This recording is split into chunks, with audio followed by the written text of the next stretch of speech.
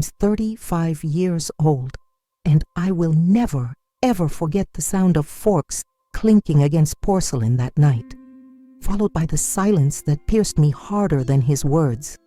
We were at our favorite Italian restaurant, sitting under the glow of golden hanging lamps, surrounded by laughter and music.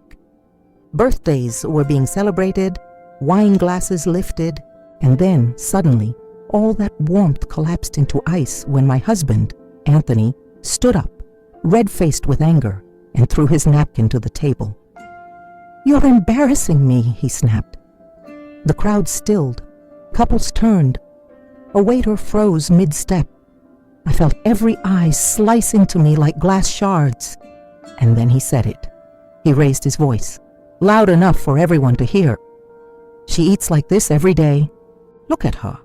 Do you think I ever imagined being married to someone who looks like that?"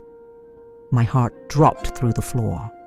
My cheeks burned hotter than any oven flame. My hands instinctively tightened on my fork until my fingers ached. I wanted to disappear inside the floor tiles, to melt into nothingness. But all I could do was sit there, trapped under the spotlight of shame he had ignited over me. I heard murmurs ripple around. Someone gasped softly. A woman tilted her head, pity bleeding in her eyes. A man chuckled uncomfortably, trying not to laugh. Do you know what it feels like when dozens of strangers dissect your worth in a single glance, simply because the person who vowed to love you handed them your dignity on a silver platter? The plate of pasta in front of me blurred, my throat locked shut. Somewhere between my chest and my stomach, humiliation pooled thick like concrete, making it impossible to breathe. And Anthony? He sat down again, calm suddenly, like nothing had happened. He casually sipped from his wine glass, as though his cruel performance was just another conversation starter. The betrayal wasn't just in his words, it was in his ease. He had rehearsed it in his mind before unleashing it. Later that night, when we got back home, I tried to talk. My voice shook. "Why would you say that in front of everyone?" His reply, a shrug. "Maybe humiliation will finally motivate you.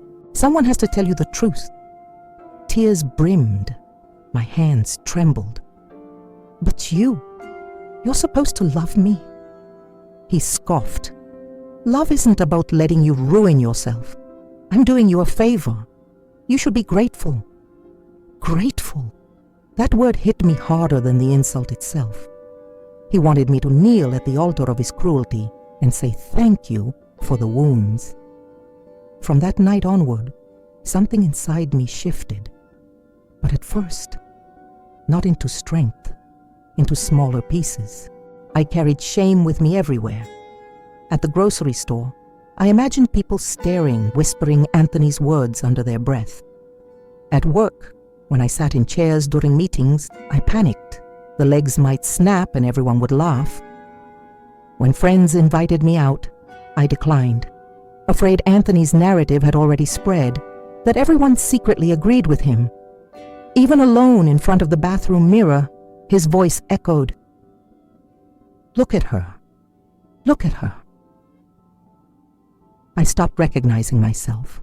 Every bite of food became trial and punishment. Every reflection became ridicule. His voice replaced my own inner dialogue. But the worst humiliation wasn't the one in the restaurant. It was the little echoes that followed. Like at his mother's house, when Anthony joked over dessert, "Better hide the cheesecake before Melissa claims it all." Everyone chuckled. I wanted to vanish behind my coffee cup. Or in the mall when he grabbed my arm too tight and hissed in my ear, "Walk slower, you're shaking too much fat. It's embarrassing." Each comment was a brand pressed into my skin, stamping me with shame. And slowly, I built my life around trying to be invisible. Nights became my confession booth. I cried into my pillow but didn't dare make a sound. He would roll his eyes if he caught me. Once he muttered in the dark, "Stop with the dramatics. If you really hated yourself, you'd do something about it." I learned to suffocate tears in my chest. clenching them tight until my ribs hurt. The woman I used to be, the one who laughed loudly, who loved reading novels at the cafe, who joined Zumba classes not for weight but for joy, disappeared under his shadow. And yet, even in this ocean of shame, a tiny spark remained. A memory came back to me one night. My father, before he passed away, once told me when I was a teenager crying over bullies, "Melissa, your body is not a weapon against you. Don't let anyone use it as one. You are more than what they choose to see." I pressed my palms together in bed, whispering this memory like a prayer. But Anthony's voice was louder, louder than my father's encouragement, louder than my own, at least for now. That was my world after the restaurant, a cycle of public humiliation, private suffocation, and desperate attempts to hide. I wish I could say I walked away that very night, brave and bold. But pain doesn't turn into courage that quickly. Sometimes you live years inside the cage before you notice the lock was always on the inside. And in my case, the key to freedom would appear in the most unexpected way. One that would turn Anthony's cruelty back onto him, destroying the control he thought he had. But back then, in that restaurant, with everyone's eyes piercing me, I didn't know. I only knew shame. I only knew silence. The humiliation at the restaurant wasn't the end. In fact, it was just the beginning of what he himself would unravel. After that night, Anthony acted as though nothing had happened. He strutted around with his confident swagger, kissed me on the forehead mechanically before work, scrolled endlessly on his phone in the evenings, and every cruel remark disguised as truce continued, as if my shame were just background music in his convenient life. But one night, the music stopped. It was late. Anthony had gone to bed, but left his laptop on the kitchen counter. Normally, I never touched his things. Years of his sharp tone had conditioned me to stay out of sight, out of the way. But that night, the blue glow of the open screen caught my eye. On it was an email draft, unfinished. I didn't mean to, but my eyes slipped over the words. "Don't worry about her. Melissa has no clue about anything. She's too busy crying herself to sleep. I'll fix everything soon." My blood turned cold. Her? Fix everything? With shaking fingers, I clicked open the inbox. What I saw next sucked the air from my lungs. Dozens of emails with a woman's name, Samantha. Threads of messages filled with affection, plans, and worst of all, ridicule. He mocked me to her. He copied the same lines he had performed in the restaurant, twisting them into cruel jokes written in black letters. You should have seen her face when I said it out loud tonight. Pathetic. Then her reply. "You're so bold, babe. I love how you put her in her place." Scrolling further, my eyes snagged on photos, smiling selfies of Anthony and Samantha together, taken in restaurants, hotels, even in his car, the one he made me sit in silence through. But the dagger was one particular photo. Anthony holding Samantha's waist, champagne glasses in hand, his caption beneath it, "Practice for the real celebration." For a long time I sat in the dark kitchen, staring at the cold glow of betrayal. My tears refused to fall, not because I wasn't hurt, but because I was too stunned to feel. The man who humiliated me in public had been mocking me in private all along. His cruelty hadn't been occasional anger. It was a performance built to entertain another woman. He wanted to destroy me while building a new stage for his secret lover. And yet, amid the shards of heartbreak, something else took root, a pulse of realization. Every insult, every public dig, every slice of shame he stabbed me with, they weren't because of me. They were because of her. Because behind the curtain, he was rewriting me into the punchline of his double life. He wasn't tearing me down because I deserved it. He was tearing me down because he couldn't own up to who he really was. My humiliation had been nothing but his shield. I closed the laptop slowly, as if sealing away a monster. My breath quivered, but inside me a strange calm grew. All this time, I thought Anthony's words defined me, that his public shaming was proof of my inadequacy. But now I saw the truth. The shame was never mine to carry. It was his. For days, I said nothing. I walked through the house like a ghost, nodding when he spoke, pretending to care about whatever he muttered. Inside, I was cataloging everything: the emails, the photos, the lies.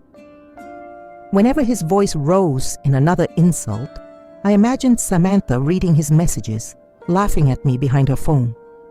And instead of collapsing under the weight of it, I swallowed the rage and stored it, a reservoir, waiting. The breaking point came a week later. Anthony announced we were going to his company's spring party. He insisted I come, though he made it clear with a smirk. Try not to embarrass me in front of my colleagues this time. I nodded silent, but inside the whisper of justice grew louder, because I now had more than shame. I had evidence that could ruin him. At the party, the pieces started clicking into place. Samantha was there. Yes, there, standing among his co-workers, laughing into her champagne glass as if she belonged. The sight of them exchanging secretive glances cut me. But underneath the sting, anger hardened into steel. She wasn't just a shadow behind the emails. She was a participant in my humiliation. They thought they were clever. They thought the wife was too weak, too blind, too broken. What they didn't realize? Broken glass can still cut. That night, when we returned home, Anthony went straight to bed, dismissing me as usual. I lay awake, staring at the ceiling, chest bursting with electricity. My time was coming. I wasn't going to scream. I wasn't going to beg. I was going to let him see himself the way he had forced me to be seen, to watch as his world collapsed under the same public humiliation he had weaponized against me. The humiliation that he thought was my prison would become his destruction. And that decision, that steady, burning promise, was the exact moment Melissa, the silent, shrinking shadow, died, and a new Melissa, armed with truth and rage, began to breathe. The morning after discovering the emails, everything looked different. The kitchen counters, once familiar, felt like a stage set. The hum of the fridge was louder. Even Anthony's voice at breakfast, lecturing me about portion sizes, fell flat, like the background noise of a show I no longer believed in. I nodded, sipped my coffee in silence, but inside, I wasn't his Melissa anymore. I was an actress rehearsing her final role before leaving the stage for good. For the first time in years, I started secretly planning. At my work computer, I set up a new bank account. Little by little, I shifted money into it, just enough at a time so he wouldn't notice. In the evenings, while he bragged on calls, I quietly packed small items into boxes and stored them in my car trunk. Each action was quiet rebellion, fist-sized pieces of freedom tucked between socks and old photo frames. But leaving wasn't enough. Not this time. Not after the restaurant. Not after his mocking emails. No, Anthony had built his throne on humiliating me. And the only way to shatter him completely was to drag him off that throne in the same setting. Humiliation, public, poetic. Meanwhile, I had to rebuild myself, because even with knowledge of his betrayal, years of shame were heavy on my shoulders. I started small, walking daily after work, not as penance, but as liberation, breathing crisp evening air that tasted like possibility. I dug out my old sketchbooks and filled pages with lines, shading my rage into portraits and swirls.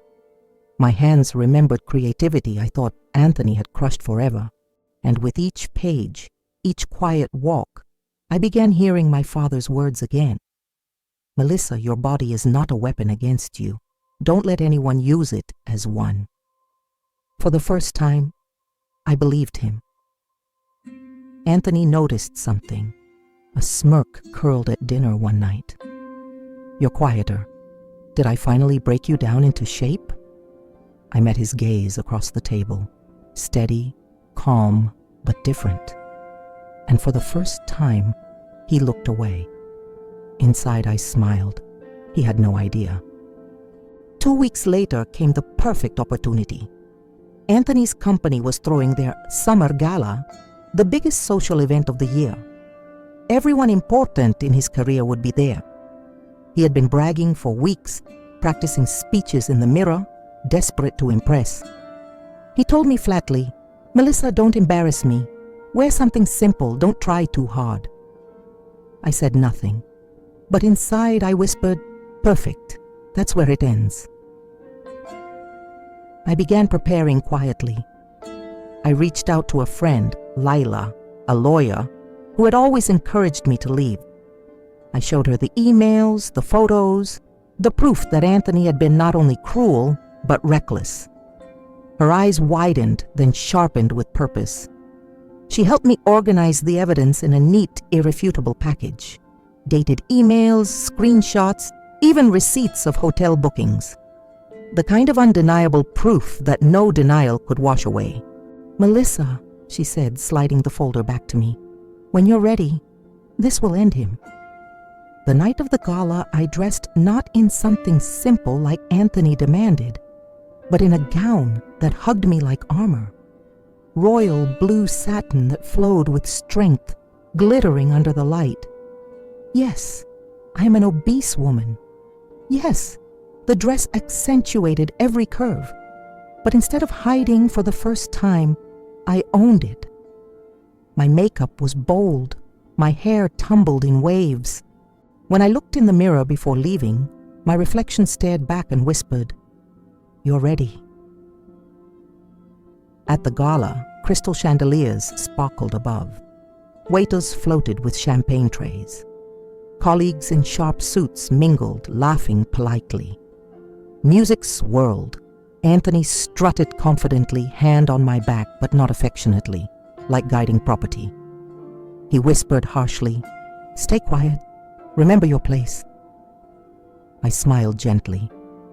He has no idea that his place is about to disappear. During dinner, he made his usual digs. Light jabs disguised as jokes, enough to make me flush, but not enough for others to fully notice.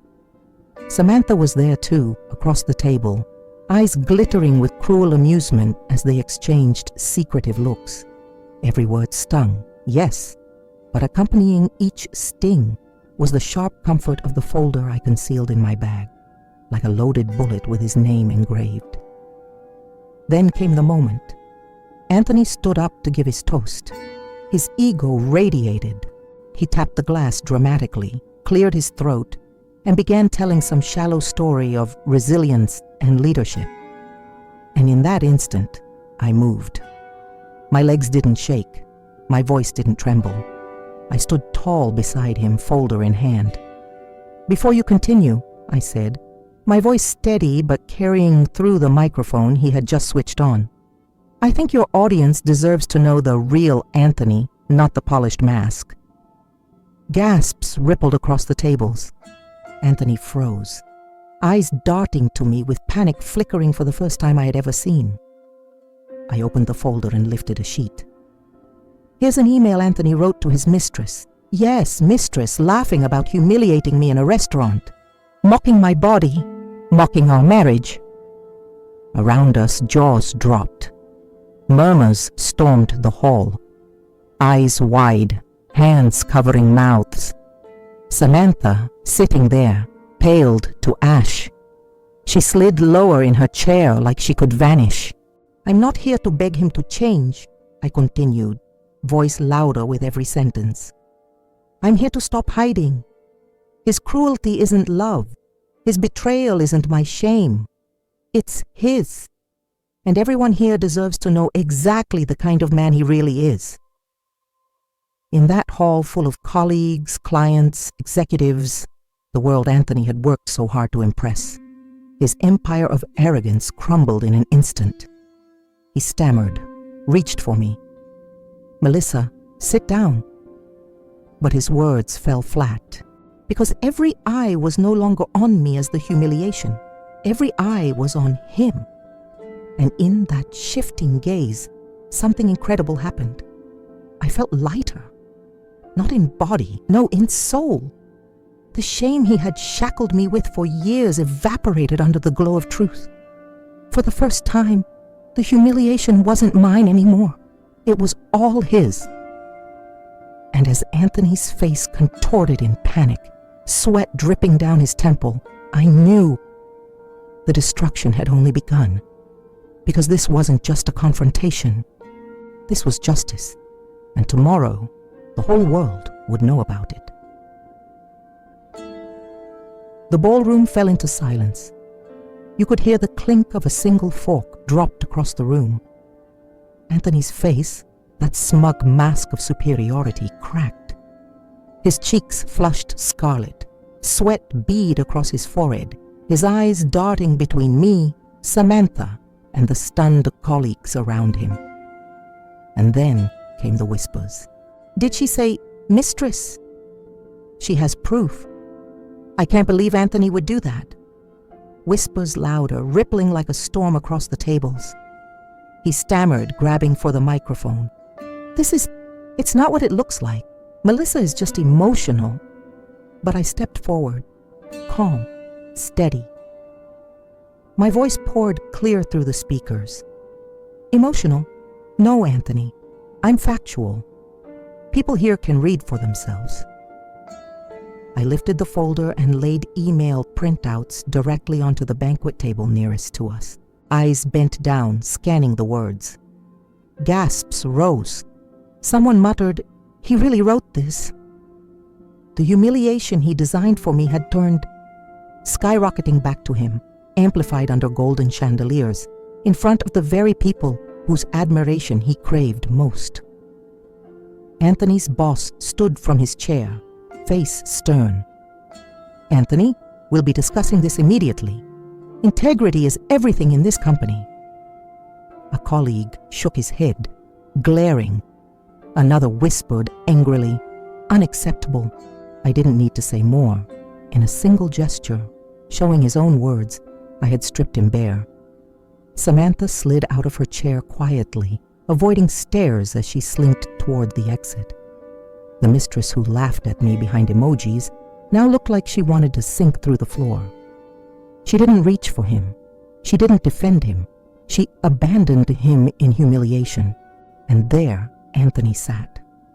The man who had once stood in a restaurant laughing as he turned me into a spectacle, now frozen in front of his world, the spotlight of disgust shining directly on him. For years, I was the one shrinking inside my clothes, curling into small shadows. But now, he was shrinking, his shoulders folding inward, his hands shaking over his untouched wine glass, his power evaporating into whispers and glares. Poetic justice tasted divine. I turned toward the crowd, shoulders tall. I'm not staying a second longer to be dragged down by someone who feeds on cruelty. My dignity was never his to destroy. And if any of you needed proof, I tapped the folder. Here it is. He destroyed himself. I walked away, and the sound that echoed behind me wasn't laughter at my body. It was the silence of respect, and the faint clapping of someone at a table, which grew into a ripple of scattered, supportive applause. Outside the ballroom, the night air was cool. Stars dusted the sky above. For the first time in years, I felt weightless, not because my body had changed at all, but because my soul had. I had carried shame for so long, I thought it was part of my anatomy. But in truth, it was never mine. It was Anthony's. And now it sat on his shoulders, heavy as stone, crushing him the way he once crushed me. The days that followed painted the picture of his collapse.